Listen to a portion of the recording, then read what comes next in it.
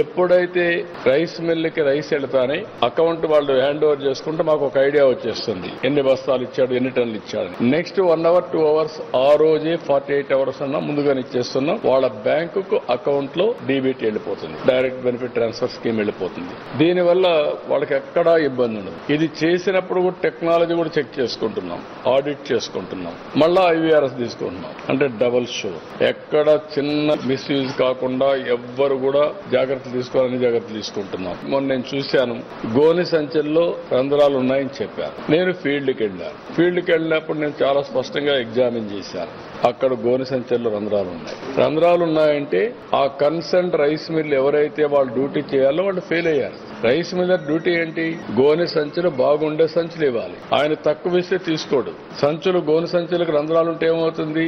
దారంతా లీకేజెస్ అవుతాయి. అది ఎవరి డబ్బులు? అది రైతు డబ్బులు. నేను అందుకే ప్రజలందరినీ కోరుతున్నా. నేను 5 సంవత్సరాలు తెలుగుదేశం పార్టీలో అనేక సర్వేలు చేశాను.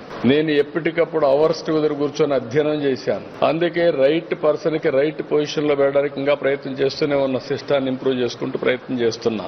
గవర్నమెంట్ లో కూడా ఆర్టీజీఎస్ తరఫున టెక్నాలజీ అంతా కూడా ఇచ్చేసి వేరియస్ సర్వేసే కాకుండా ఫీడ్బ్యాక్ తీసుకుని మెరుగైన సేవలు ఒక సుపరిపాలన ద్వారా ఏ విధంగా అందించాలో అన్ని అందిస్తాం.